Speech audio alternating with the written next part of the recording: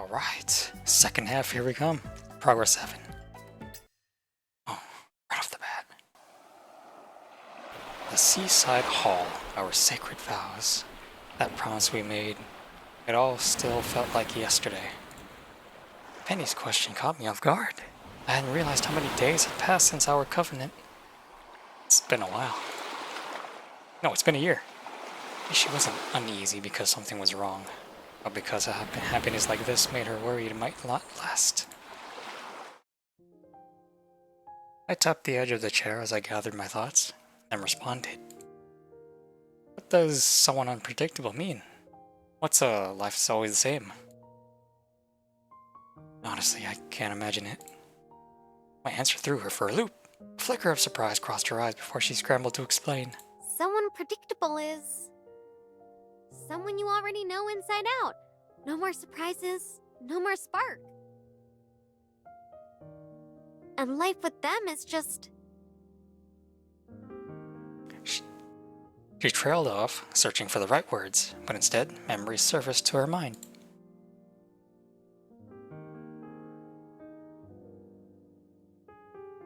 Each morning, sunlight would spill through the windows, lighting up my face before I even opened my eyes.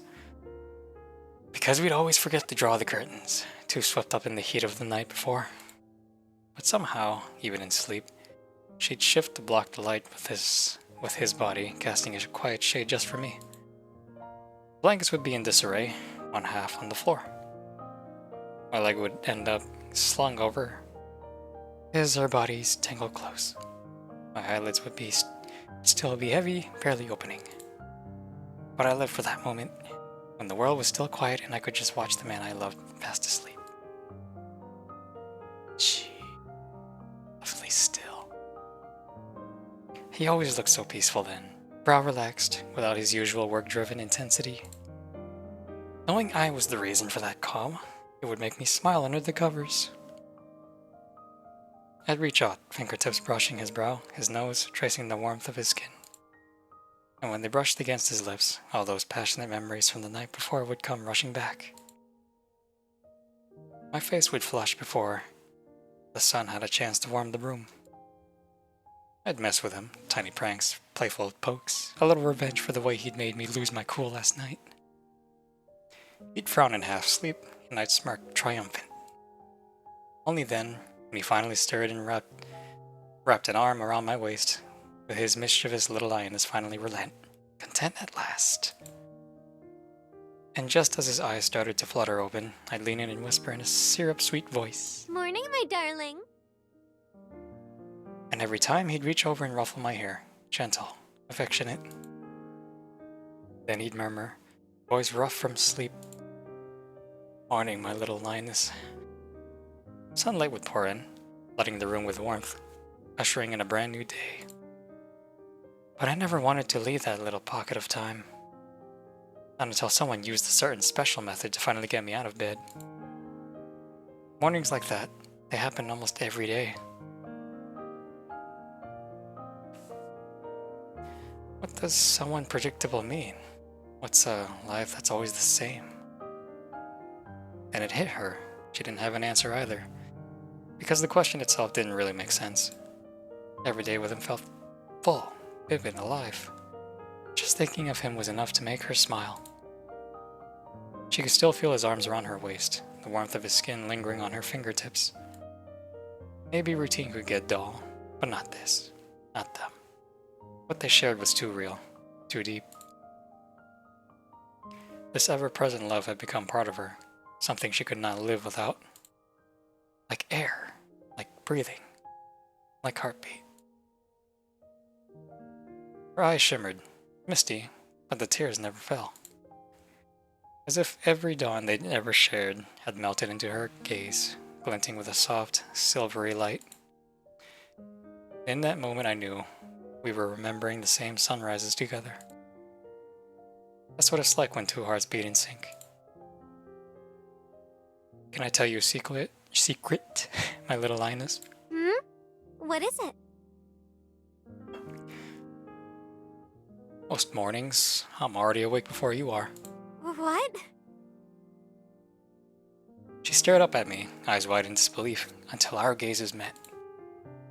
And in that instant she realized I'd known all along. Every sneaky poke, every little prank. Her blush rushed on all at once, blooming from her cheeks to her ears, and even tinging her neck a soft pink. Is it because I moved too much in my sleep? Do I wake you, darling? She asked it gently, guilt peeking through her concern. No. It's just... I can't wait to open my eyes and see you there beside me. Sweet. Oh. The dark blue of night would still be lingering in the sky, the room washed in a soft gray haze. Even in that dim light, I would be able to see her lips, slightly swollen, flushed with the heat of our kisses from the night before. Faint marks would trace her neck and collarbone like shy blossoms blooming under moonlight. I imagine they matched the light scratches on my back, both still warm from the passionate night before. That was usually when my little lioness would start murmuring in her sleep. Darling, no more. We've got work tomorrow. We won't be able to get up. I knew she'd like to sleep with one leg slung over me, her head tucked against my chest. So even when my arm went numb, I'd stay perfectly still, just to keep her resting easy. I knew she liked to get a little handsy before I stirred, so I'd pretend to stay asleep, just to enjoy those quiet, sneaky touches she thought I didn't notice. I know her inside and out, not because she's predictable, but because night after night, our souls have shaped around each other. What we have is forged in time, something deep and enduring. Now, to answer your question, my answer is never.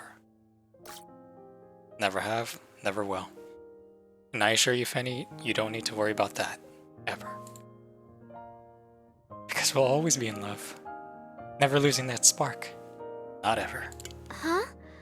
Always in love? Yes! Wife! She blinked, a mix of surprise and confusion flickering in her eyes.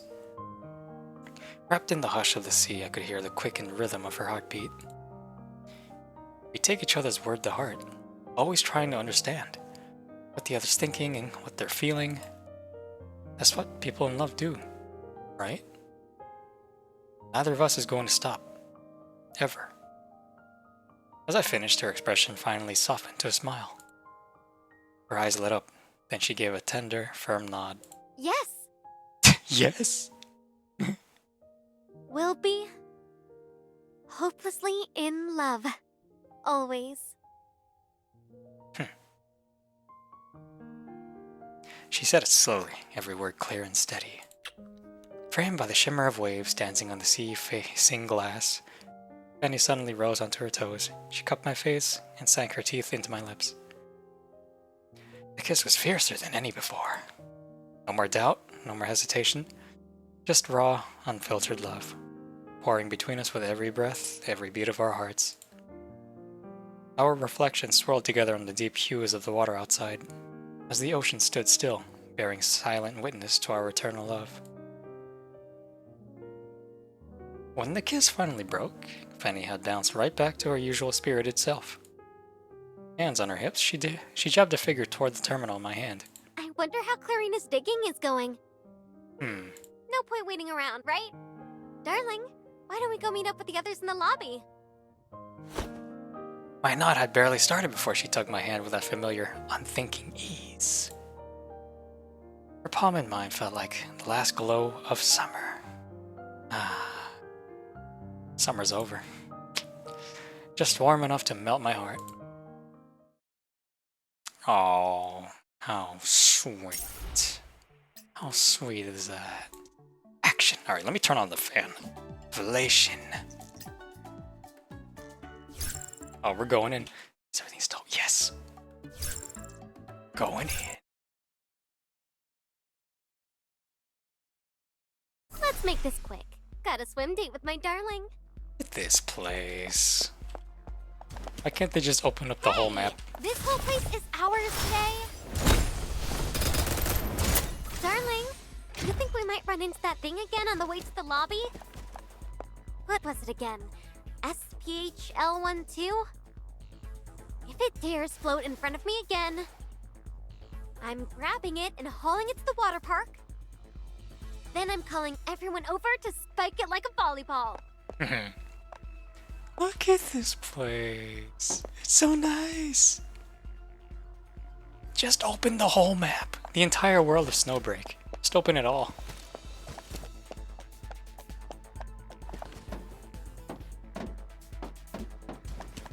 Take this! Darling, wipe me down, will you? Stealing a break together is romantic too. Am I missing anything? There's nothing. I don't know what that is. I still remember that Easter egg that they said a few levels ago. I think I completely missed it.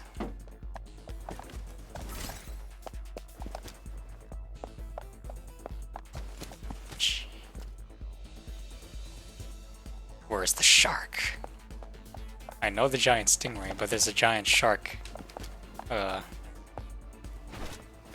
model out there. Oh, is it model? Yeah, but I know there's a giant shark. Worked up a little sweat, that's all.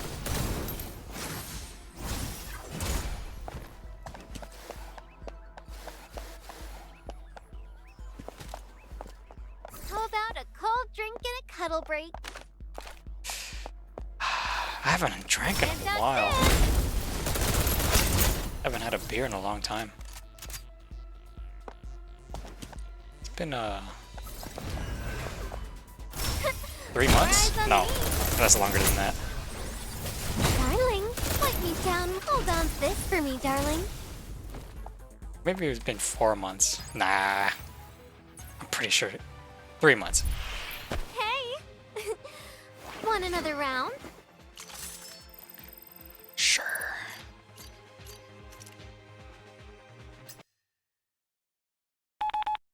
Just as Fanny and I were on our way to the lobby, my terminal began pinging.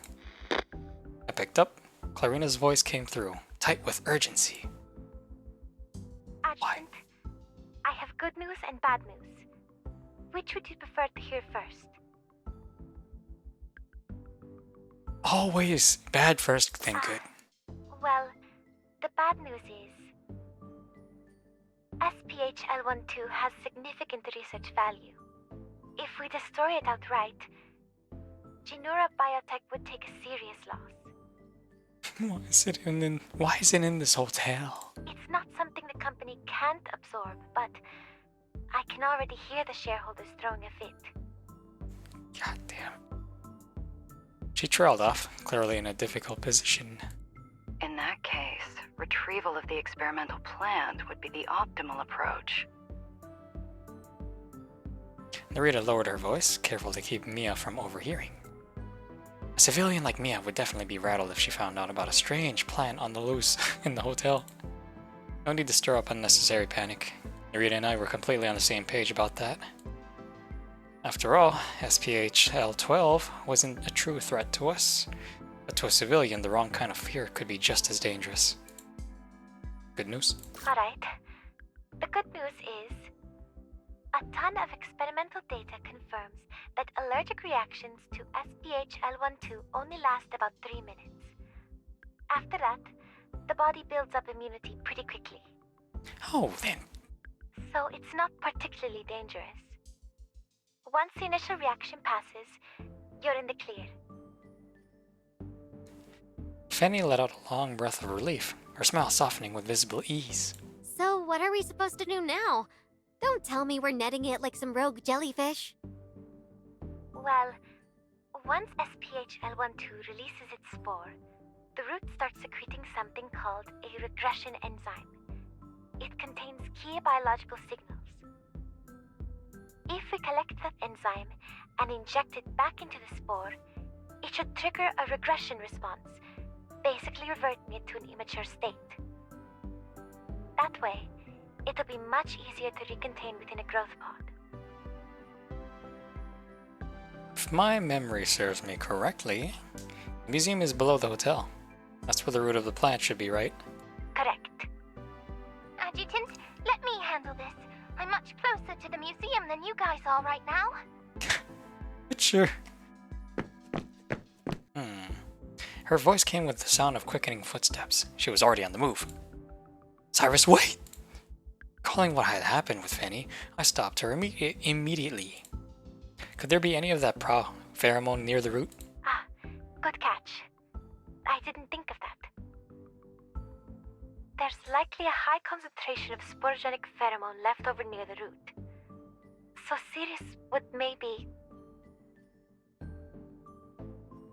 Not gonna lie, those few minutes were pretty miserable.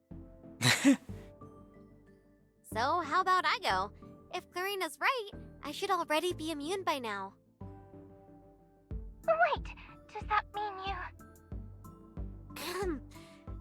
Yeah, had a little mishap earlier, that's all. But thanks to my darling being there for me, I bounced back in no time. Good as new.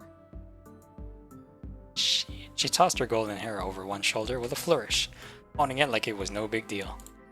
There wasn't a hint of embarrassment in her eyes, just a bold, charming wink in my direction. But...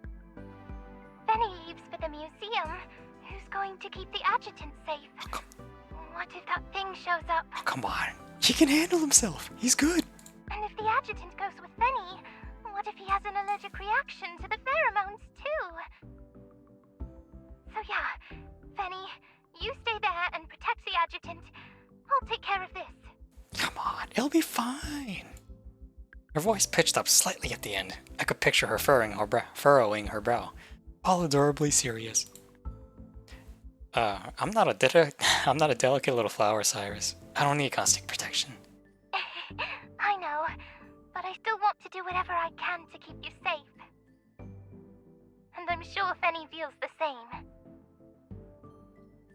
Well, yeah.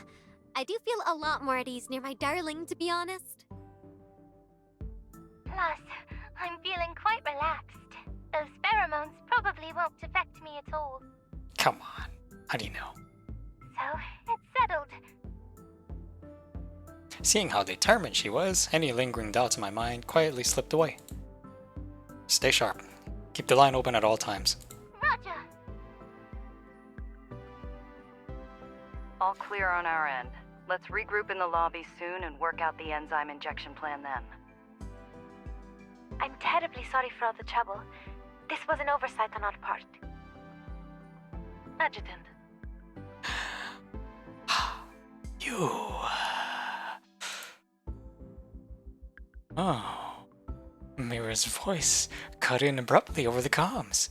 Sharp, cold, and unmistakably curt. Yes? As you know, I had recently handed over all corporate matters to Clarina. But then, she went to Yggdrasil with you. Because of that, certain facilities, like the museum, were left temporarily unmonitored.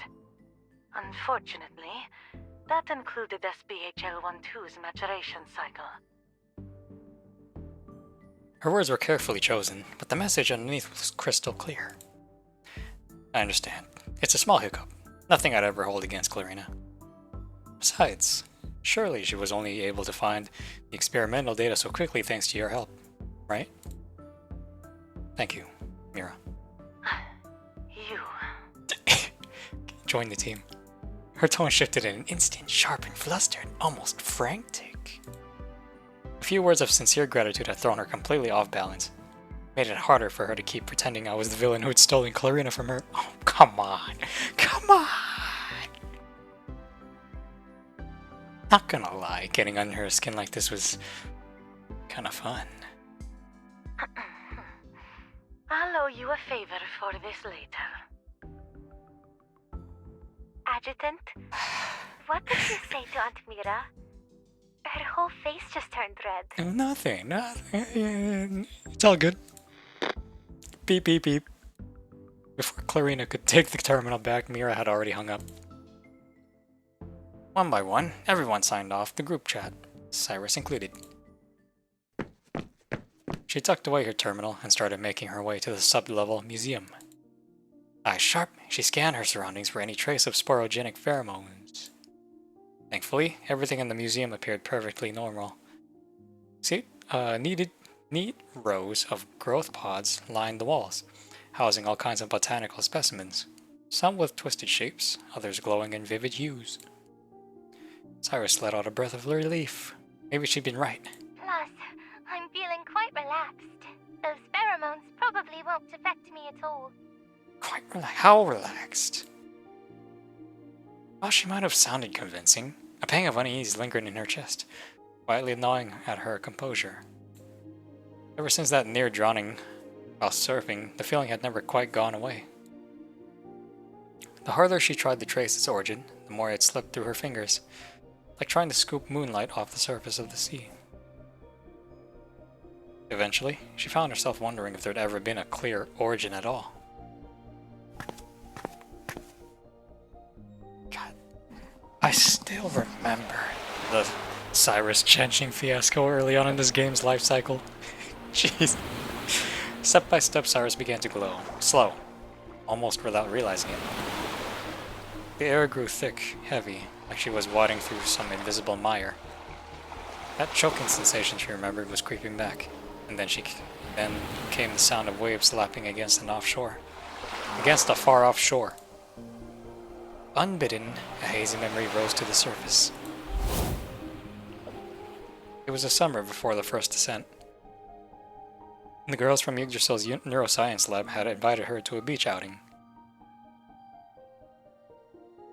Though they'd worked together for some time, Cyrus could hardly recall a single face.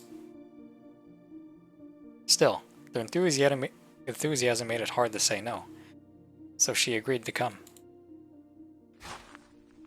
Wanting to fit in with the group, she grabbed a whole bag of ice sodas and hauled it awkwardly to the beach. It was a private beach owned by Yggdrasil, strictly off-limits to outsiders. Stretching as far as the eye could see, it was unusually quiet, nearly deserted. A few scattered figures dotted the sand, some tossing a volleyball, others lounging on beach chairs under the sun. Their faces glowed with relaxed, content smiles, but no one turned. No one seemed to expect her. That quiet hit her hard. Maybe she wasn't really welcome. Maybe she was just an interruption. The bag straps dug into her palms, and condensation from the soda bottles dripped steadily onto the sand. Like the bag of sodas, she didn't quite have a place to belong. In the end, she left it in some forgotten corner, letting it slowly sink into the sand. With nothing else to do, Cyrus waded into the sea. What? The water had been warmed by the summer sun, golden ripples dancing on the surface, but even then a faint chill crept up through her limbs. Huh? No. Cyrus snapped back to herself. She hadn't expected that long-buried memory to come rushing back so suddenly. Why now, of all times? Was it the effect of the sporogenic pheromones? Yes. It has to be. Unease began curling around her, subtle but suffocating. Cyrus quickened her steps, trying to shake the feeling of creeping dread. Oh no. Oh no. Finally getting into her past. Forgotten past. Ready? Let's go! Objective complete. All recorded. Oh look! Drinks! They look like perfume bottles! Are you some wild goose right now? Please, get out of my way! Oh, that was a cute one. I wonder how powerful her new frame's gonna be. Judging by the specimen numbers on the labels, I should be getting close. Because this version of her is still super powerful. It's super good. This ceiling, it looks looks unreal. Feels like I'm underwater. Huh? Is it raining? Oh. No, that can't be right. It wouldn't rain inside a museum. But where's all this water coming from? Oh, it's actually rising slowly. Look at that. Oh, that's pretty cool. Better Objective complete. All recorded. get my ass moving. Use the ult. About to get knee deep. Won't be alone anymore. Oh, jeez. Works like a charm. Please, get out of my way! It's about to get waist deep. Oh no, the water's rising fast. I need to get out before this room floods completely. Run! Is this water too? No, it's not. Can I really keep this? Oh, I'm ready again. That must be the route Clarina mentioned. That's a big ass root. I did it too.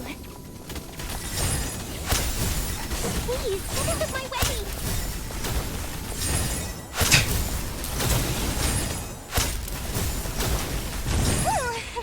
Objective complete. All recorded. Such a breeze.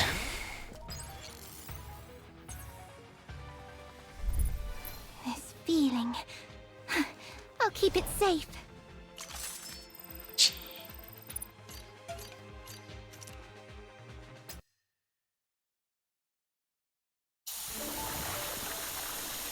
Whoosh! Water surged up out of nowhere, icy and overwhelming. It wrapped around Cyrus's knees and kept rising, crawling up her body with a cold persistence. She looked toward the end of the corridor. The root of the experimental plant was just a few steps away. But the water climbed faster than she could move, lapping at her waist, then pulling her under entirely. Almost there. Her limbs drifted, weightless. Her body was being carried away, further and further from the root. This must be the allergic reaction. Her voice dissolved into the water, no louder than a whisper from the depths. The current scattered her words into bubbles that burst gently against her lips.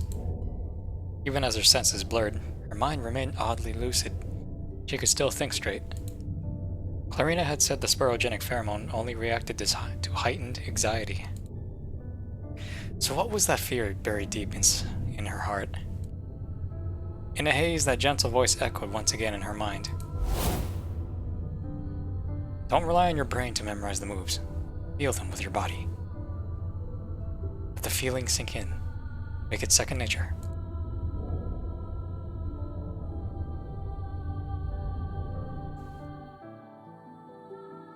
Somehow, her body gradually remembered. Long buried fragments stirred, traveling cell by cell back into her awareness. Suddenly, she was back in that lonely summer. She drifted quietly atop the sea, nestled in a brightly colored floaty shaped like a reef fish. From a distance, she must have looked like a solitary little island adrift in the endless blue. God damn it. That made me think of that one girl from Azumanga. What was her name? Osaka? Yeah, that balloon head. Each passing wave wore away at the fragile link between her and the shore. In the far-off distance, voices drifted from the beach. Light laughter, the murmur of conversation, all scattered by the wind before they could truly reach her. Tide's rising! Big waves coming! Warnings ran out with casual excitement. They barely registered with Cyrus. Her mind was elsewhere, still trying to recall the faces and names of her colleagues from the lab. They came to her in flickers, vague and out of focus, always slipping just out of reach.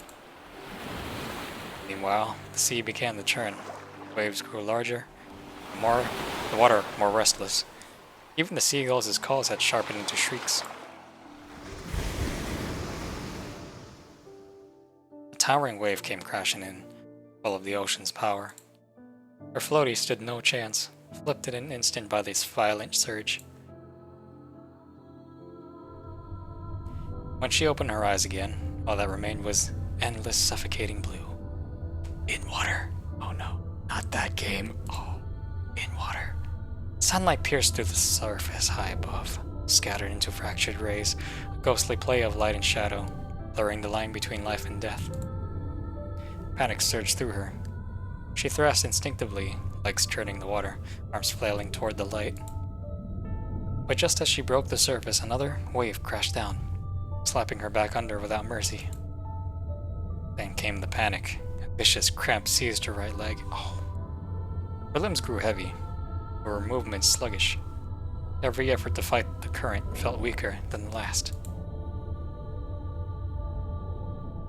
Gradually, she sank deeper into the unrelenting blue. Salt water burned her throat, filled her lungs, thick with brine and despair. Her eyes turned upward, gazing at the unreachable light. Then, a sad question surfaced in her heart. Would anyone on shore even notice if a little island just disappeared? Damn. She closed her eyes, quietly surrendering to her fate. In water, no! Until... Bro arrived. A miracle pierced the blue. Suddenly, a curious warmth brushed her fingertips, firm yet gentle, pulling her back from the edge of death. Warm, soft lips pressed to hers in the water. Someone was breathing air into her lungs. Never in her wildest dreams did she imagine her first kiss would come like this. His kind face was so close. His hair floated around him like silk in the water's embrace. You gotta be kidding me. Then he pointed upward, signaling her to follow him toward the surface. She nodded back, earnest and determined, but when she tried to kick or swim, her limbs wouldn't respond. It was as if something deep inside her was trying to hold her back. She remembered her years in the neuroscience lab, chasing a cure for her amnesia that never came. She thought of the beach, the unfamiliar faces, that abandoned bag of soda is probably lukewarm by now. A tangle of confusion and despair welled up inside her, until he smiled, and held out a closed fist, then opened it. Tiny, bright-colored reef fish darted free, its beady eyes sparkling with mischief, as if trying to coax a smile out of her. And she did smile. If not for the water, she might have burst into laughter. Aww. Without warning, an intense, inexplicable feeling washed over her. If this person had entered her life, maybe he could bring her something she'd never even dared to hope for. Something brighter. Something new. It made no logical sense, but the feeling, the conviction, was so vivid, so undeniably real. She couldn't speak underwater. All she could do was grip his hand tightly, pouring everything she felt into that single act. Maybe this is what they mean by love at first sight. But Even in that beautiful dreamlike moment, a shadow crept across her heart. when I'm back on land, will I even remember him? A sharp ache bloomed in her chest, like something was clutching her heart, refusing to let go. I want to remember him. Raw desperation surged inside her. She wanted to hold on to everything about him, his face, his warmth, the way he swam to her without hesitation, that smile. Through the haze, she felt herself being carried, someone strong, gently ferrying her away from the sea. When she opened her eyes again, she was lying on soft, sun-warmed sand. It was a quiet corner of the beach, away from the crowds. A few girls leaned over her, their faces backlit by the sun, hazy, vaguely familiar. Cirrus, you're finally awake. You scared us half to death. I heard someone say a girl had been saved from drowning. When I came to check, I saw it was you. You okay? Does anything hurt? Their voices were full of concern, but they barely registered with Cyrus. Her mind felt jammed, unable to process any of it.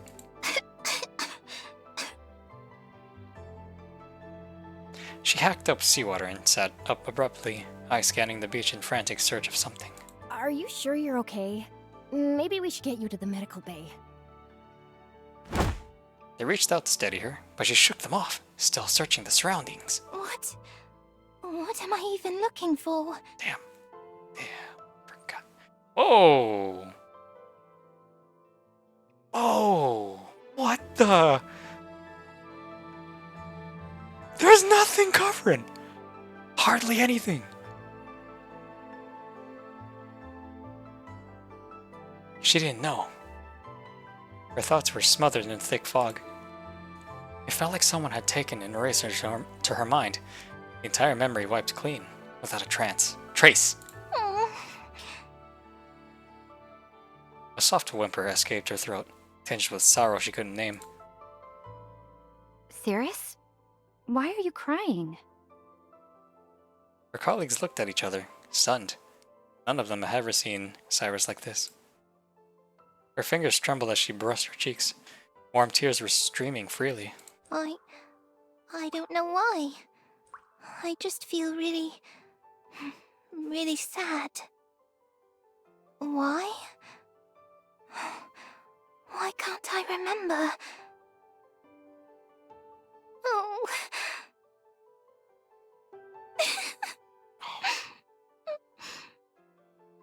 Damn.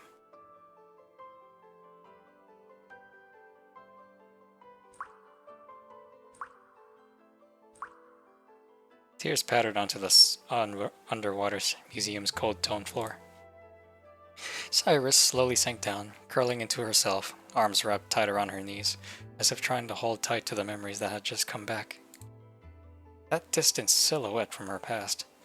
It was finally starting to line up with the figure who had stayed by her side day after day. The adjutant. So that's why I chose to join Heimdall. I know the neuroscience lab meant a lot to you, but joining Heimdall...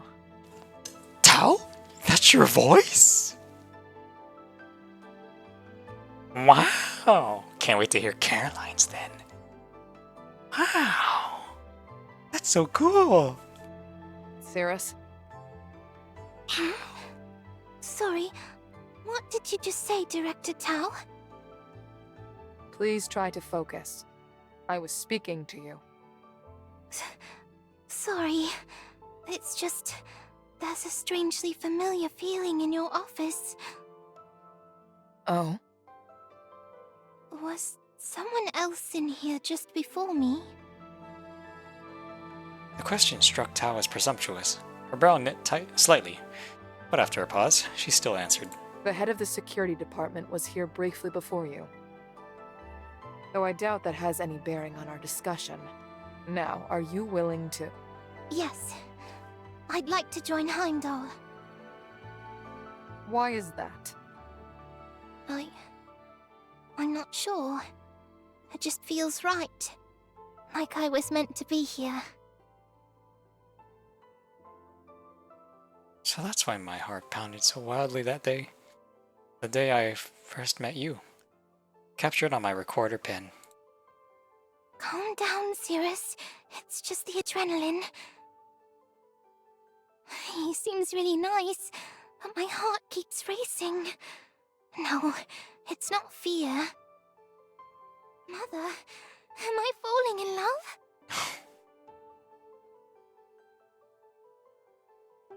That's why I loved Reef Fish so much. My reef fish is about to lay eggs again. Do I have... I don't have your furniture, do I? Ah, shit. I'm sorry, Cyrus. Cyrus. God. I am sorry. When the little ones grow up, I'll pick the prettiest one and give it to the adjutant. Fish. Reef fish. So many of her decisions and little quirks she'd never been able to explain. All of them, in the end, traced back to the same truth. It had been instinct all along, quietly, gently guiding her toward her favorite person in the world, the adjutant. And that shadow that had clung to her heart, that lingering fear. It had always been the fear of forgetting him. But I'm not afraid anymore. I won't ever forget the adjutant. Once all her thoughts and feelings found their answer, the floodwaters quietly receded. Or maybe they'd never been real to begin with. Cyrus looked around. The plant specimens stood quietly in their pods, unchanged. Only then was she certain. Everything she'd experienced had been a full-blown allergic reaction to the spore's pheromone. Her breath was still a little uneven as she fumbled for her terminal and made a call. Adjutant! Her voice was brimming with rare excitement and urgency. What's wrong? Something going on over there? Well, kind of. Something did happen, but it's all good now. What I wanted to tell you is... She tried to sound calm, but the excitement in her voice was impossible to mask. Us falling in love. It wasn't by chance. It was meant to be. It was meant to be. Where's this coming from? Did you uncover something big? Some of my memories came back. And after all this, can we have a little time alone? Just you and me? There's something really important I want to say. Alright. Okay. Wait. She had a different swimsuit on in that memory. There was hardly anything! Jeez. Alright. Progress 9. Let's go. Her light, brisk footsteps echoed through the quiet museum halls. Just moments ago, the one she loved had returned her feelings. If she could have, she'd have run straight to an... If she could have, she'd have run straight into his arms. But right now, there was something more urgent to handle. Before long, Cyrus arrived at the growth pod containing the remains of the SPH-L12 plant. A fine mist of motes hung in the air, blurring the edges of her vision. But now that she had antibodies in her system, she stepped forward without hesitation. Oh, a nice little shark. The plant's thick, gray-blue stalk had long ago broken through the confines of the pod. Shattered glass lay scattered across the floor. Crack, crunch. Her boots pressed down on the brittle, dried leaves strewn across the tiles. A hollow in the center of the plant confirmed it. The spore had fully matured and dispersed. Cyrus carefully withdrew a syringe and extracted a full tube of regression enzyme from the root at the base of the stalk. The blue solution glowed faintly inside the transparent tube. That should do it. Time to head to the lobby and meet up with the adjutant.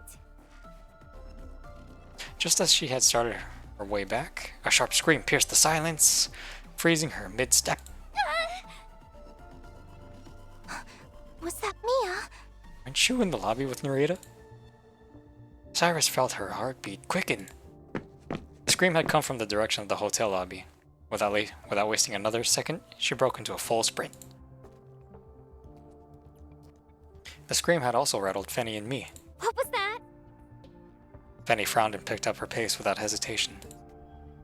Something must be going on with Mia and Narita. We need to hurry. We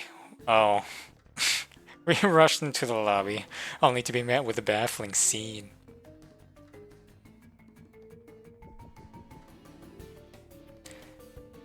A faintly glowing blue sphere hovered midair, wobbling gently as it emitted odd, blooping sounds with each bob. Wait, is that? She gasped, just as Mia finally seemed to notice us.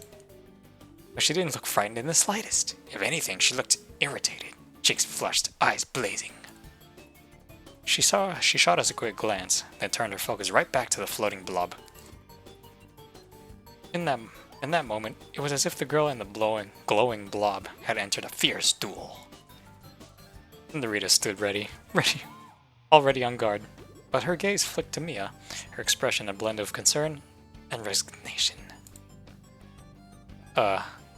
What's going on here? Mia reached out to shove the blob away, but before her fingers could touch it, the thing floated just out of reach with a lazy wobble. It bobbed side to side humorously, as if taunting her. Her cheeks turned even redder, and her ears twitched wildly, as if steam might start shooting out of her head.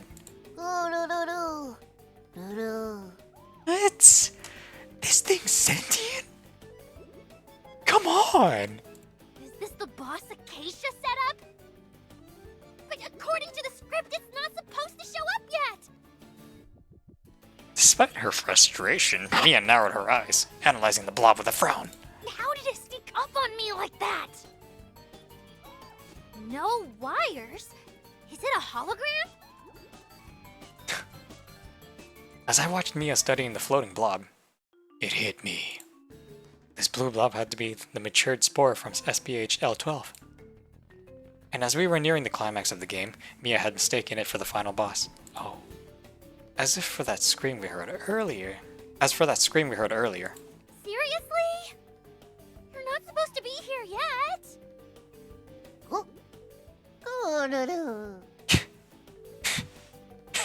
Furious, Mia let out another scream, just as loud as before. Yep, definitely more rage than fear. Made it. While Mia was still locked in her one-sided standoff with SPH L12, Cyrus jogged up behind me and Fenny, breathless. Now that the players had all assembled, Mia had no choice but to snap back into her role as the game master. She shot a frustrated glare at the blob, clearly scrambling to improvise on the fly. The investigators, silver dust in hand, have arrived at the hotel lobby, ready for the exorcism ritual. But to their surprise, it, the being known as the Whisperer, has already manifested, awaiting their arrival.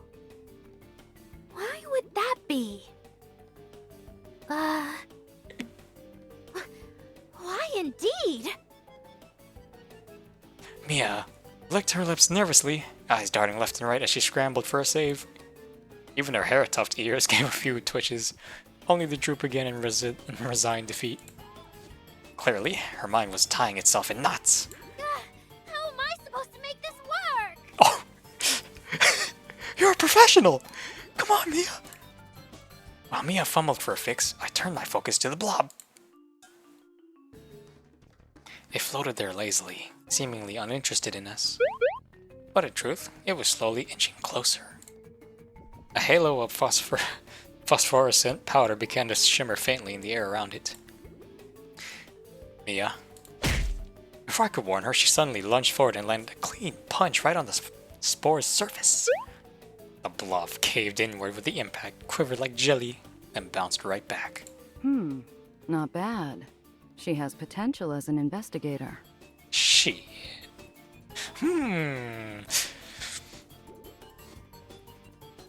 Is this really the time for that, Narita? Wait, it's not a hologram? Huh, it's all squishy and bouncy. Whatever, this still isn't your cue. Go away. When it's time for the final boss battle, I'll give the signal. Got it?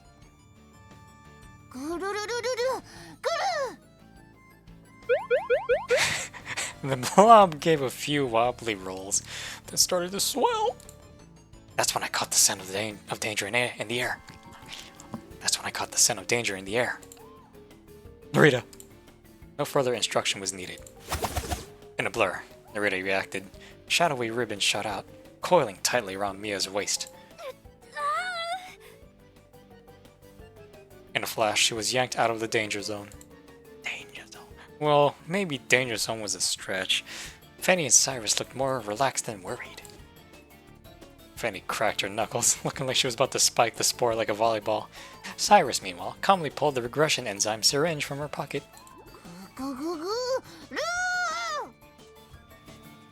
The fuck, man? As if noticing our casual disregard, the spore swiftly shot upward, growing en masse by the second.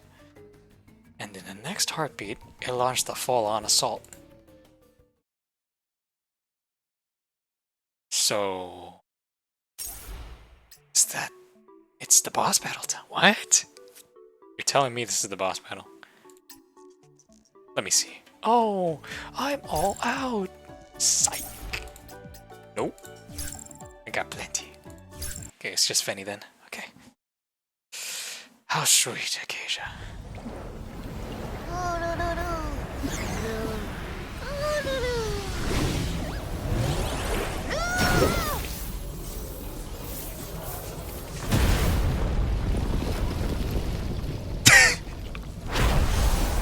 This guy. This fucking guy.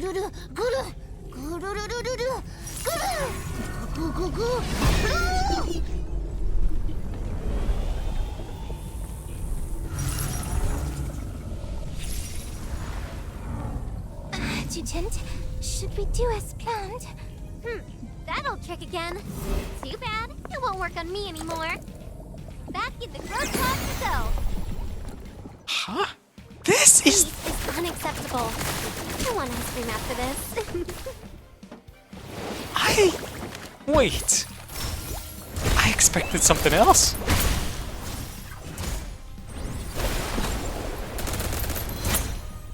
I was expecting something else.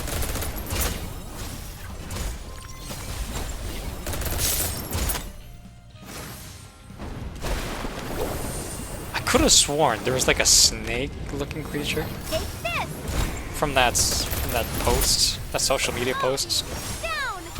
Snowbreak channel did on X or Twitter, whatever. Hurry up already.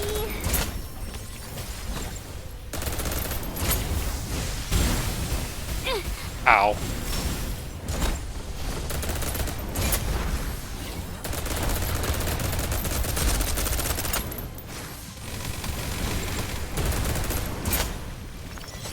Oh, he's dead. Bye. Shall we hit the flowers together? Pretty straightforward. Hey! Want another round? I love the arena though. It's so nice. What? Where's the snake like? No. That's the prologue, isn't it? That's for the prologue, right? Yeah, that's the prologue. All right, little guy. You've caused enough trouble. Time to take you home. Fanny walked toward the SPHL-12 spore with a bright smile, a syringe needle glinting ominously in her hand. The blue blob trembled in fear, wobbling as if trying to flee, but Fanny snatched it firmly and plunged the syringe in. As the regression enzyme seeped in, the spore began its transformation. Its plump form quickly shrank, its surface crinkling and losing its sheen, until it curled into a tiny seed no bigger than a pea, resting quietly in Fanny's palm. Fanny cupped her hands around it securely, as if afraid a breeze might carry it away. All done. We'll put it back in a growth pod so it can be returned to Genora Biotech. I'm kinda hungry too. A sudden noise echoed through the quiet space, and Fanny's face instantly turned faint red. She started to rub her stomach, paused, then shot me a teasing look. Hold on. That wasn't my stomach growling. Actually, that was me. Cyrus scratched the back of her head, smiling sheepishly. It's getting late, and you and the others might have probably finished making dinner. Phew. Then, let's head back to the water park and tell Clarina to get her team on a full sweep of the complex, just in case. Wait, what about the actual boss of the game? The D&D game? I don't need another one of these plump troublemakers popping up while I'm trying to sleep tonight. Right, sleep. Relax. She's already on it. As soon as we returned to the water park, the aroma of grilled meat mixed with sea salt drifted over us, making our hunger impossible to ignore. Ah, damn it. Mia, Narita, and Acacia were already waiting by the elevator. Narita stood as cool and composed as ever, while the other two girls looked visibly anxious. The moment they saw me, they visibly relaxed, and both of them dashed over. Adjutant, I'm so sorry. I totally didn't realize that thing wasn't a prop. I almost got you guys into a huge mess. Mia clasped her palms together above her head and bowed deeply, repeatedly, looking genuinely sorry. It's okay. Honestly, I'm kind of impressed. You didn't look scared at all. Huh? Scared? Of course not. I mean, I had you and the manifestations by my side. Oh. I couldn't feel safer. Oh, there you go. Good for you. And next time, I hope I get to fight alongside you guys again. What's that supposed to mean, Okay. I'll hold you to that, Mia. I'll hold you to that. She clasped her hands over her heart, rising onto her toes, eyes sparkling with excitement. Not every enemy is as easy as SPHL 12. Don't think every battle is a walk in the park. They can get dangerous. Oh, got it. Mia offered an awkward little smile and scratched at her ears. Her eyes darting nervously, she scrambled to change the subject. You know, it's a shame we didn't finish the final scene of Tabletop Expedition. Yeah, what happened to that? Acacia? I glanced at Acacia. To my surprise, she didn't seem at all that disappointed. Sorry we didn't complete the session. Why apologize? I'd never blame you over something like that. The game's whatever. What really matters is you're okay. Oh.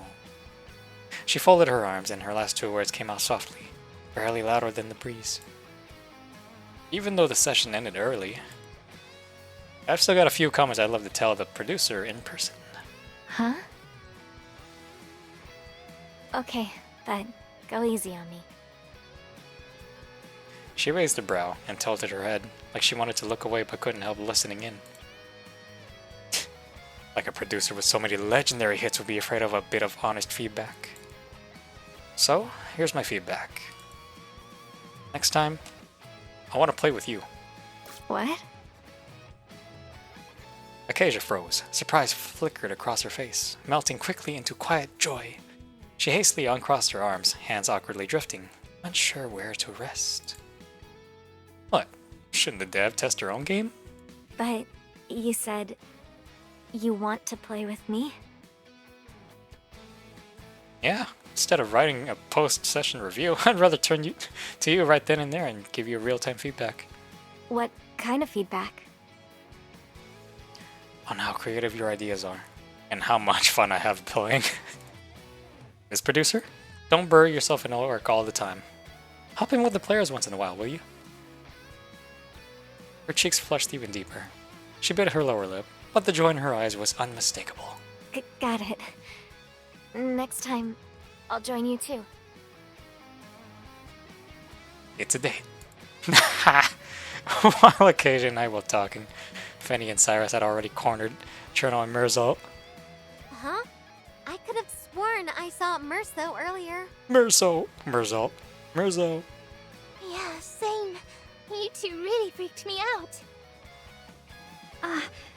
Did we? I'm so sorry. Oh, come on. That means you did good. Cherno's voice was gentle and apologetic, her brows knitting in guilt. Mirzo, on the other hand, looked downright pleased. Guess our acting was pretty convincing, huh? Yes, it was. It was great. We were able to show up together because Acacia pre-recorded us, and then... Huh? Cherno launched into a serious explanation, complete with hand gestures to make sure they understood. No! What? Appearing at the same time was fun and all, but... I still like it best when only the adjutant can see me. It just feels more... exclusive. You must be starving. Enya says dinner's ready. Oh, is it? Drawn by Marian's call and the mouth-watering aroma, we made our way toward the seaside seating, ready for a feast. When we gathered around a makeshift table near the water, the gentle sea breeze brushing past. Fanny sank her teeth to a perfectly grilled kebab and squinted with delight just after one bite. Anya's cooking really hits the spot. I bet. Oh, that's hot.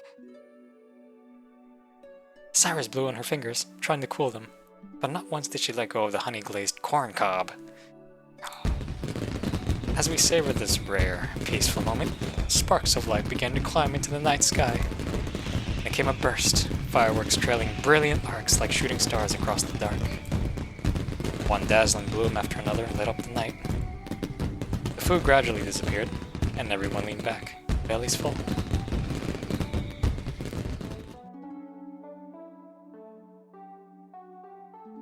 I was watching the glittering trail slow their dance across the sky.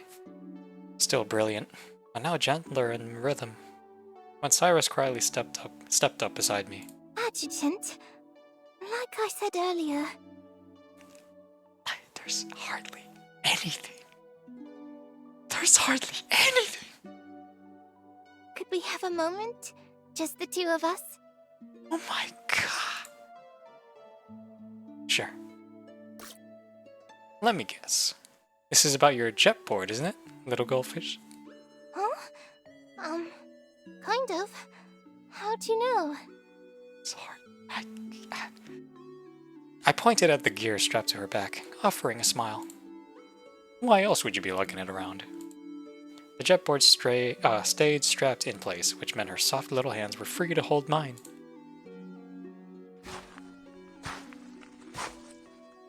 We wandered off to a quiet clearing, just the two of us.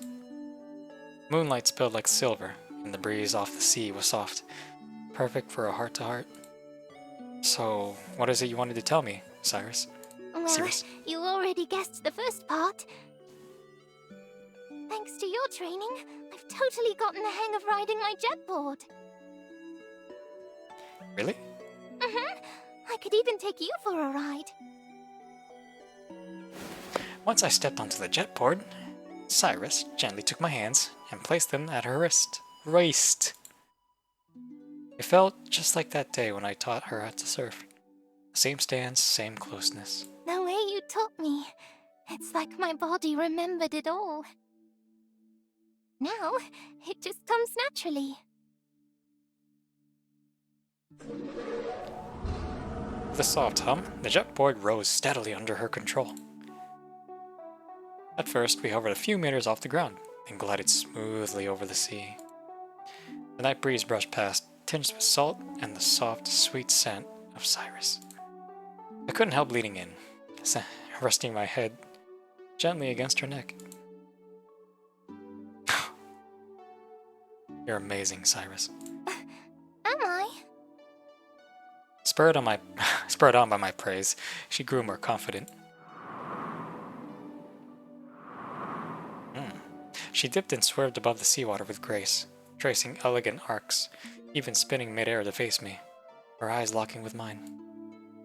And yet, the jet board held steady.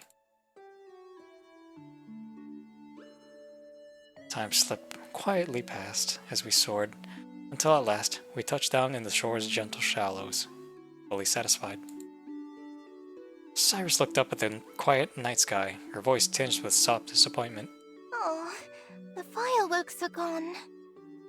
I was hoping to tell you the second thing under all that romantic glow.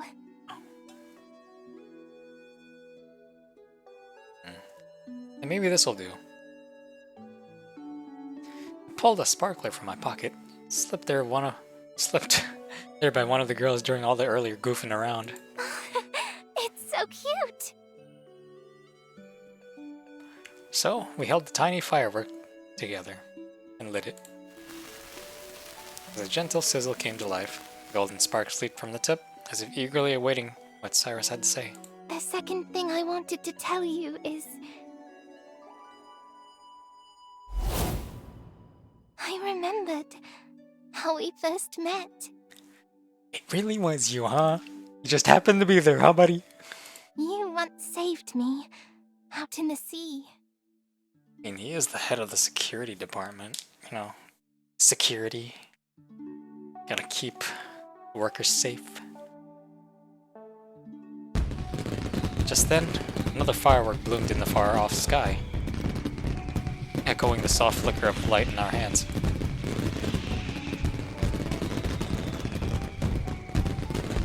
In that moment of brilliance, the memory of that summer day returned to me, the girl drowning in the sea. Something inside clicked quietly into place. All those scattered fragments tucked away in memory slowly pieced themselves back together, forming a whole. That girl was you, Cyrus? I'm sorry, I was so focused on saving you, I didn't really get a good look. Afterward, I guess it just slipped my mind. Cyrus gave a gentle shake of her head, a soft smile curling at her lips. It's okay if you don't remember. It was a long time ago, after all. I just wanted to tell you. I've loved you ever since the moment I first saw you. Jeez. It might sound childish, love at first sight and all that. But I can prove that feeling was real. Even now, with this incurable amnesia, I etched every moment we've shared deep into my soul. That's what led me back to you, to our first meeting, to find you again. And even after everything, after all the time we've spent together, that spark from the very beginning, I needed you to know it was always there.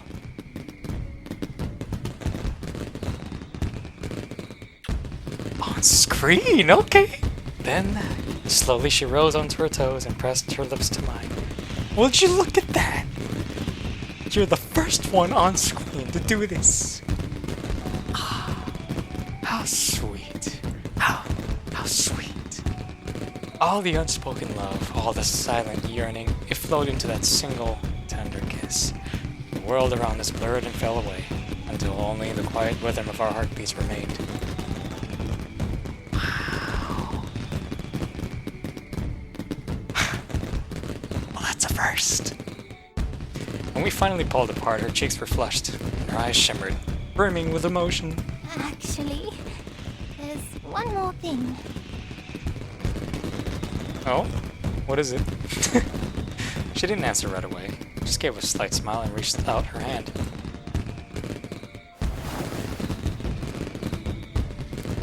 The moment our fingers entwined, she suddenly yanked me into the shallows, sending us both tumbling into the waves.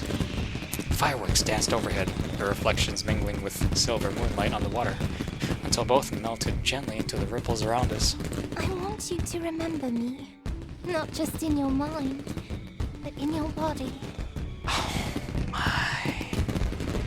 And remember, this summer we shared together. Man, oh man. Oh well. Love brimmed in her eyes, spilling into the sea like foam. Her lips were cold to the touch, yet they only stoked with warmth within. Stoked the warmth within, damn it. Beneath the waves, fish darted through the coral, chasing milk-white beads scattered in the water. Without a doubt, my body had etched this moment into itself, deeper than memory could ever reach. Cyrus, would you like a fireworks show? Huh? Confusion flickered across her face. In the next instant, light and warmth exploded behind her eyes, dazzling streams of iridescence, plunging deep into her awareness. Though night still cloaked the world, those radiant blooms made it feel like midday. They were, without question, the most beautiful fireworks that she had ever seen. God. Wow. In the ocean, in the waves, okay. I see what you're about. I see what y'all about. Alright, let me take a breather. Back real quick. Alright, back. Progress 11 and then file 3. Gee, wait, how long is it? This didn't take long at all. Interesting. By the time Cyrus and I made it back to the water park, the place was still buzzing with life. Everything still worked? Yes, it is. Okay, stop. The girls had rigged up lights and a makeshift stage on the beach, taking turns showing off their singing talents. Oh, karaoke. The mic show was our game master Mia, the girl who's been with us through all of today's chaos. But you wouldn't know it from the look on her face. If anything, she seemed perfectly at ease, commanding the stage as the manifestations cheered her on, like she'd always been with one of them. The girls waved their glow sticks in sync with the beat, pouring every drop of joy into the summer night. The whole beach shimmered with color, somehow, I still felt a warm shade of gold missing from the sea. Oh, where'd you go? Where'd you go, Fanny? Trusting my instincts, I slipped away from the crowd and back to this undersea hotel, soon arriving at Fanny's door. I rang the bell, and it swung open almost at once, and the soft scent of body wash drifted out, warm and sweet. Steam curled into the light, glowing like a halo. And there she stood, right at its center. I knew it! My darling just can't stand being apart from me, even for a minute. I only came back for a quick shower and you're already at my door.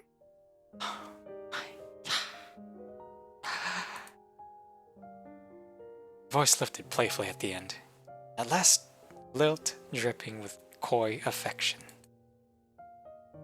A quick shower, huh? She brushed it off like it was nothing, but every detail told a different story. From the flawless makeup to the brand new swimsuit, it was obvious she'd taken her time. Just as I'd expected, she looked breathtaking. And breathtaking she was. And is. God damn. Like, it's still crazy. It's really hung that low. Every cut framed her curves with perfect precision, every line tailored to dazzle. Busted. Busted, Fanny gave a sheepish grin, a soft blush blooming across her cheeks. Okay, I admit it wasn't just a shower.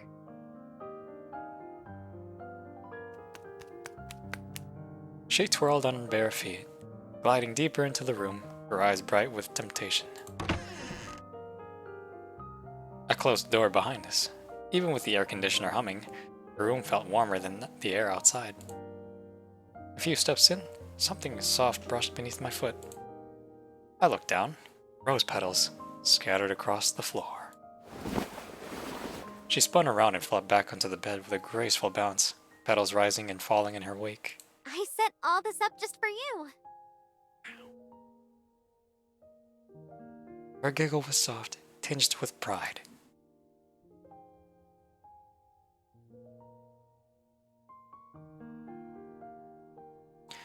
I could see it. Every inch of the room had been touched with care. Candlelight flickered gently across the walls. A subtle perfume hung in the air, sweet and intoxicating. Even the sheets had been changed, silk shimmering faintly in the warm glow. Did all this? With all this effort, don't you think one night feels a little too short? I stepped closer, feeling her heartbeat quicken. Her fingers traced a bold path down my neck, continuing further until they paused somewhere undeniably suggestive. Each touch sparked against my skin, until even the silence between us felt charged. And she rose slightly, her lips grazing my ear, breath warm and intoxicating. Darling, I've been thinking. About what? You said you never get tired of me. Still, I wanted to try to surprise you, to keep the spark alive, like this. Do you like it? Do you even have to ask? Her voice softened to a whisper. In her eyes shimmered both anticipation and the slightest flicker of uncertainty. Of course I do. But there are other ways to keep things exciting. You don't have to always go out of your way for me, Fanny. Huh? What other ways? We can try new things together. That way, we'll build up a collection of firsts out of our own. Pretty exciting, wouldn't you say? Pick Fanny up. With pleasure. Oh, with pleasure. A sudden lift threw her off balance, and she wrapped her legs tight around my waist without thinking. I was the only thing keeping her steady. For instance, we could try something we both enjoy underwater. Holding her close, I carried her to the window of the undersea room.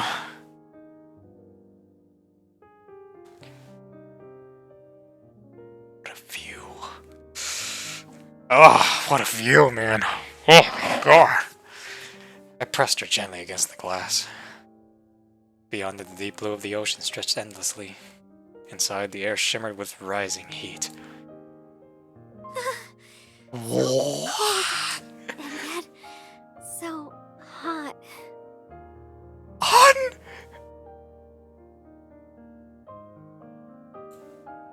What? Her voice trembled, caught between a gasp and a groan of pleasure. The chill of the glass kissed her bare skin, sparking contrast with the warmth flooding from her within. Oh my God. What? Classing sensation sent her thoughts spinning. Bro. Through the glass, her gaze landed on a large clam, its pale curve steeped in the ocean's dusky blues. What a first, Finny. Yet within, the pearl glowed softly, as if wrapped in heat, licked gently by fire. She turned her face away with quiet shyness, lashes fluttering as her eyes slipped shut. God, do you know how beautiful you look right now, my little lioness? Huh? I wouldn't know. She shook her head faintly, emotion sending a ripple through the rest of her frame. I paused. The sudden stillness caught her off guard. Her eyes found mine, dazed, unfocused, as if her mind hadn't caught up yet. But slowly that look softened, melting into something tender, pleading, and achingly full of longing. Lift your chin. Lift your chin. I reached for her chin, guiding her face to mine, gently pulling her out of that entranced haze. Oh my God, I get that. Over my shoulder, her gaze caught on the vanity mirror behind me. She had never seen herself like this. The delicate blend of shyness and rapture on her face surprised even her. It was terribly embarrassing. How? Come on! Come on! The thought flickered across her mind, only to be swept away by something far sweeter. Thrill of a first time. But unlike before, she wasn't fumbling alone. This time she could explore it all with the man she loved. At the peak of her pleasure, Fanny felt herself dissolve into the ocean beyond the glass. Wave after wave surged through her until her thoughts slipped free, rising like bubbles, light and sweet. Oh my. You gotta be kidding me. Wow. Now, it would have been crazier if she was turned around. Okay. My little lioness lay draped across the pillow, sweat slicked and spent. Her gaze still dreamy. Oh my God. You got that stamp, bro. Feel like hopping in the shower with me? You go ahead, darling. I need a moment to recover. That's crazy. It would be the opposite in real life. Crazy. Bro, you built different, man. I need 5 minutes of recovery before. What am I saying? What the fuck? Only half her face peeked out from behind the pillow. She gave me a lazy nudge toward the bathroom. But I still caught the curl of a smug little smile, one I chose to graciously ignore. Just as steam began to rise, my terminal buzzed. A cryptic, almost eerie message lit up on the screen. Dear guest, we're sorry you failed to properly exorcise the monster lurking within the hotel. What? But not to worry. When the clock strikes midnight, you too shall become part of the hotel. Together with everyone else, forever and ever. Who's doing this? Who sent that? Looks like we triggered the bad ending. Bro. Right on cue, a chime rang through the room. 12 tolls in total. But the sound wasn't deep or sonorous like a real clock bell. It was flat, obviously pre-recorded. I poked my head out of the bathroom, and sure enough, Fanny stood there, smirking with a mini speaker in her hand. Everyone's already on their way over. Sure, it's a bad ending, but we all agreed a story with closure is still a good story. I guess. Surely. A good story, huh? Even if it means sharing with me, sharing me with the others. That doesn't sound like the little Nihilus I know. She answered my teasing with a soft, satisfied smile. Well, I've sealed a covenant vow with you. I already got a head start. This is just madness. How does this dynamic work? This is madness.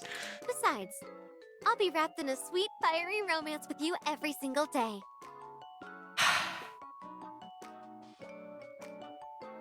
So for now, I'll let them borrow you. Just for a little while. Oh my god, man. I still can't wrap my head around this. What a dream! What a dream. And right as she said it, I heard soft whispers just outside the door. This is the room. You're up, Vidya. What? Oh. A harsh, grating noise followed as 4 deep lines etched themselves into the door, slowly carving out a rectangular hole. Huh? 3 eager faces popped into the newly cut window. Cheeks squished together, eyes gleaming with mischief and excitement. Adjutant, we've come to get you. Oh my god. Ready to stay with us forever? Oh my god. Oh my god.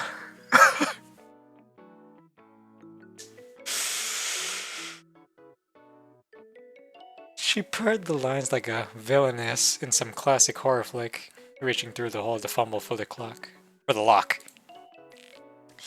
Problem was, Vidya had carved the hole way too high. Acacia's arm couldn't reach. Huh? Why can't I reach it? Aren't ghosts supposed to phase through doors? Are you even trying to reach the lock? Let me try. I've got longer arms. The trio squirmed and switched positions at the hole in the door, rotating in and out of view in a comically chaotic shuffle. What should have been a spooky scene ended up downright adorable. Laughing, I walked over and opened the door myself. Just the 3 of you? Where's the rest? On their way. The second flight just landed. Oh my... The whole gang? No wonder bro's gotta be built like that. He gotta last for everyone. No, he gotta have enough seed for everyone. We're the advanced team here to arrest you. Be a good boy, Adjutant. Forever and ever. And never, and never, and never. I raised both hands in mock surrender. I know. Forever and ever, I'll stay with all of you. Soon, oh my god. Oh my god. Oh, shit. What a dream. What a dream. What a fantasy. Oh my god. That is a lot. That's a lot of... Soon the rest of the girls trickled in, one after another, until the room was bursting with giggles and playful chaos. They swarmed me, eyes glinting with glee and mischief, already scheming up the perfect bad ending punishment. Looked like it was going to be a long, sleepless night, overflowing with laughter and sweetness. Oh my god, jeez, fuck. Calm down, calm down, calm down. Stay calm. Oh my god. Dude. What a dream. Oh my goodness, what a Jeez. no other game like it. No other public game like it. Right? Right? No other gacha game like it. There we go. File 3.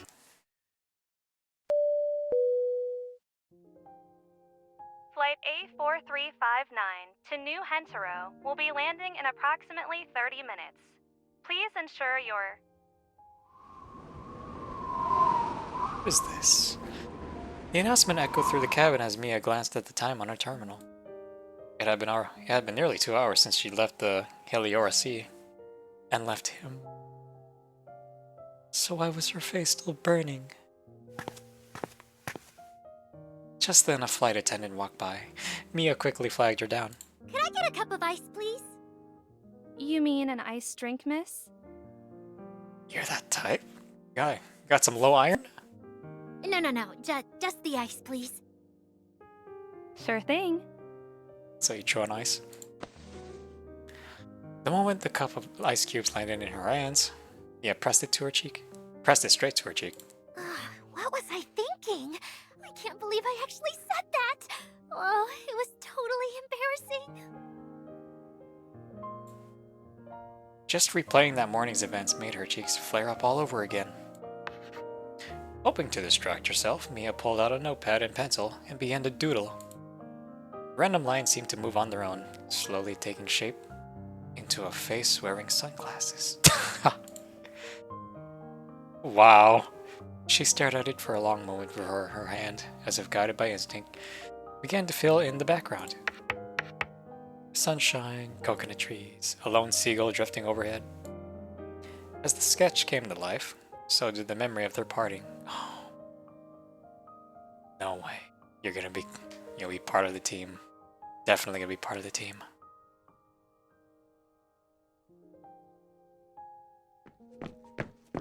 How could you not? You're so your sprite's so detailed. A girl with pink highlights rushed toward the landing pad, suitcase rattling behind her. According to the itinerary, she'd first take Yggdrasil's private aircraft to Philosia, then transfer to New Hentaro. And with everything on such a tight schedule, of course she'd gone all out at the water park party the day before. I swear I'll never stay up late again! Please let me make it! Though the morning air was cool and brisk, Mia's forehead was slick with sweat. By the time she arrived, she was completely winded, clutching her suitcase handle in one hand and fanning herself with the other. These fucking guys always everywhere, bro. If I had known you were cutting this, if I had known you were cutting it this close, I would have come to wake you up myself. This fucking guy. Huh? This guy. The moment she saw me, her eyes lit up with a bright smile. If I'd known you were coming to see me off, I would have bunked in your room with everyone else, just so you'd be the one to wake me up. Oh my god, what? Even if you just met, god damn, you're wild. Even though you just met, and with everyone, you're absolutely wild, baby. Shit. Oh my god. Oh my god, Mia. Shit. She stepped closer until the space between us was so small we could feel each other's breath. Her warm, intent gaze locked onto mine. Did you come all this way to see me off because, well, you couldn't bear to part with me? That's right. I couldn't. This fucking guy. This fucking guy. Caught completely off guard by my bluntness, her cheeks exploded with color, and she let out an adorably stunned interjection I'd never heard before. Your Game Master performance was wonderful. Everyone had a blast. So it's not just me. Acacia and the others are going to miss you too. You're welcome to visit us at Yggdrasil. We're all looking forward to the next time, to the next round of tabletop expedition. Oh, maybe you're not. Maybe you won't be. Manifestation, rather. One who leads the game. Oh, so that's what you meant. Aww. Oh, Mia. Her gaze faltered, even the little hair tuft's ears. Atop her head drooped slightly. Oh, little ear. Also, next time, make sure you let your parents know before you come. Telling them you were off to summer camp and then sneaking all the way out here on your own. If they knew the truth, they'd be worried sick. Huh? How'd you know? Was it that call with my mom? Yeah, Narita's got sharp ears. She overheard and filled me in. Makes sense. Manifestations really live up to the hype. I was totally whispering. Phew! Next time, I'll tell my mom everything up front. And I'll tell her how awesome the Heimdall folks are. Getting to meet you all, spending the summer together, it's the best decision I've ever made. Man, oh man. She gave a little bounce, her voice rising with excitement. Say, doesn't everyone from New Hentiro eventually choose between becoming a transcendent or a bionic? I wonder which path you'll take next time we meet. But whatever you choose, I know I'll be excited to see you again, no matter the form. Next time we meet? She repeated the words softly, her gaze lowering. Then, after a brief internal struggle, she looked up again, eyes shining with an earnest, almost desperate anticipation. Actually, back in New A gust of wind swept through just then, the roar of the propellers drowning out her words. The private aircraft slowly landed, steadily stopping in the center of the landing pad. Safe travels. Oh, yeah, thanks. Mia nodded absent-mindedly and trotted off with her suitcase in tow. She hoisted into the hatch and climbed part way in, only to freeze. A pang of wistfulness washing over her. After a few seconds, she bit her lip, spun around, and bolted back toward me. Adjutant! I want to join Heimdall. I want to become a manifestation. Cat's out of the bag.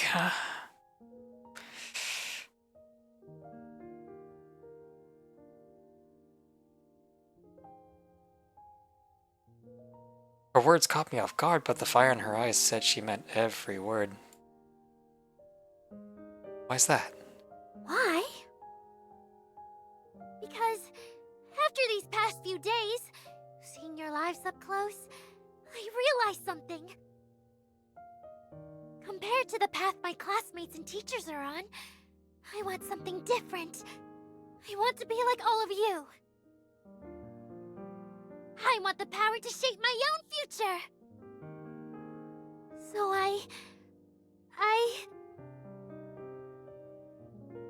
She clenched her fists so tightly her nails nearly dug into her palms. If that's what you truly want, then you've already taken the first step. What?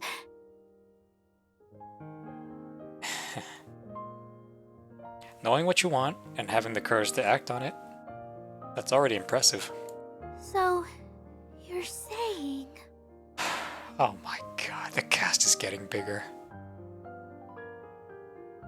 Oh, interesting. Okay. But I'm sorry. That alone isn't enough to qualify you for the Heimdall Force. Oh.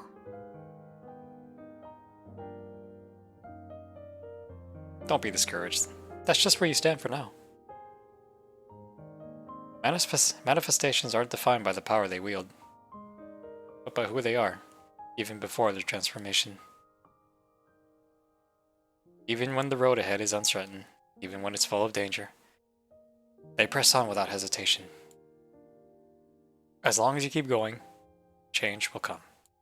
So, you think I'm still not ready? Then, what is it I'm missing? Clarity of judgment. I gently tapped her forehead with a fingertip. Yeah, no matter what happens, you need to stay composed. But that doesn't mean bottling things up. It means knowing when to hold back and when to act. To walk this path, you'll need both courage and composure. Courage and composure? I'll do my best to really understand what you mean. Good. But for now, your top priority is getting back to New Hantiro safe and sound. What? Oh, She glanced at her terminal. Time reserved for her connection window was shrinking fast. But at least she'd gotten to say everything she needed to. I'll remember everything you told me, Adjutant. So in due time, huh? Due time? And you better miss me, okay? She. Goodness gracious. Blushing from ear to ear, Mia dashed toward the aircraft under my gaze. At the hatch, she paused again, turned, and gave me a wave, eyes brimming with wistful longing. I smiled and waved back, keeping my hand raised until the aircraft climbed into the sky, growing smaller with every second. Just as I turned to leave, a single pale yellow leaf fluttered down at my feet. Looks like summer is nearly over. Yeah. Oh, look at that. Now it's there. Yeah, summer's over, man. Starting to grow a fondness for summer. Alright, that was the Cerulean Getaway story. Crazy. They're getting bolder. One of these days, this game's gonna become that kind of game. An H game. Will it? I don't know. Probably not, though. It would just limit the audience. But this game should already be 18 plus and above, right? Oh, the rewards from the story. Yay! There's definitely other, yeah, here. Battle Pass. Grid. I could do a 10 pull. But should I? Should I? Whoa, it's Fenny! Yeah. I added the entire roster on the cover operative. And yeah, so whoever shows up, shows up. I don't care about danger. Wherever you go, I'm gonna follow. Gee.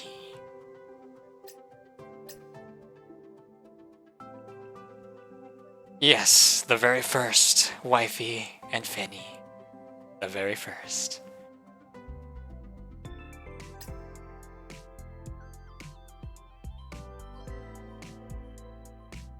Yeah, it is raking in.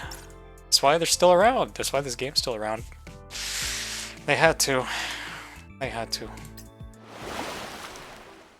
And man, they are doing good. Oh shit, I could buy that. I could buy this already. Let me go ahead and do that. Yay.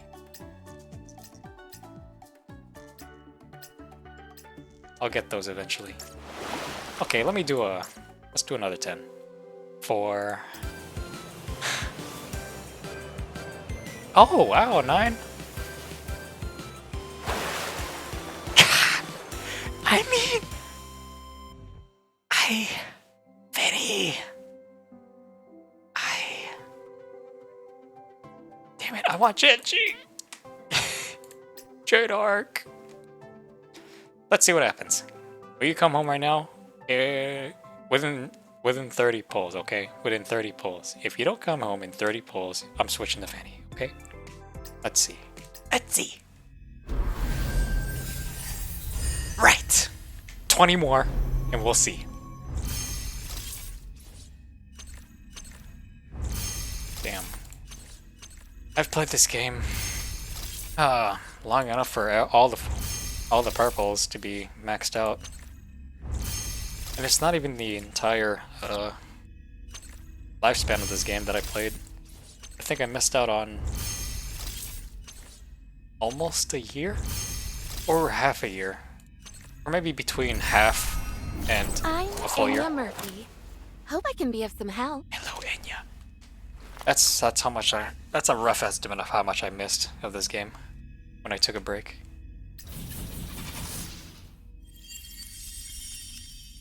Yeah, I missed out a lot. It's because if I had done everything, all the events, all the story, and all the daily, weekly stuff, I probably would have Chenching and Enya. But it is what it is. It is what it is. And I guess maybe I can. Just go with your heart. Yes. Oh, don't say that. Don't say that. Don't just go with your heart. You're gonna make me do this. I can do. I'm supposed to be saving that for the weapon. Okay, this refreshes in 3 days, so I'll have another shot soon. But yeah, what a sweet story. That was such a sweet story. And amazingly bold. Those. Wait, can we see it in the archives? Story tips. Album. Yeah. Can we see it here? Yes, we can. Dude, they're getting bold. The devs are getting real bold. The kiss. The intertwining of bodies. The intertwinement of flesh. They're getting really bold. Yeah. Beautiful. Wow. Dude. Insane. It's crazy.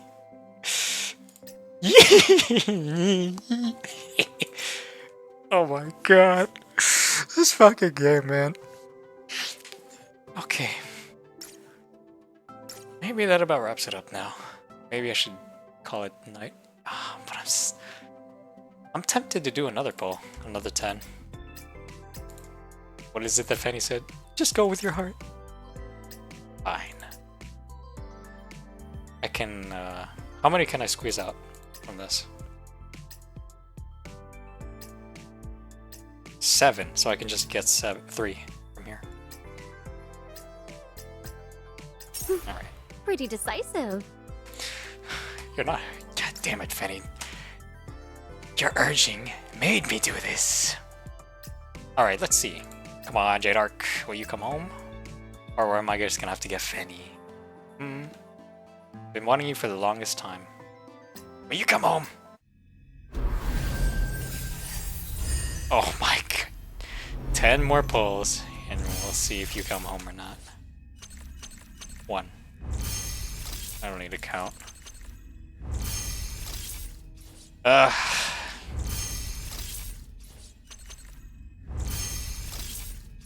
Who would be, if I got J-Dark, who would be a good third?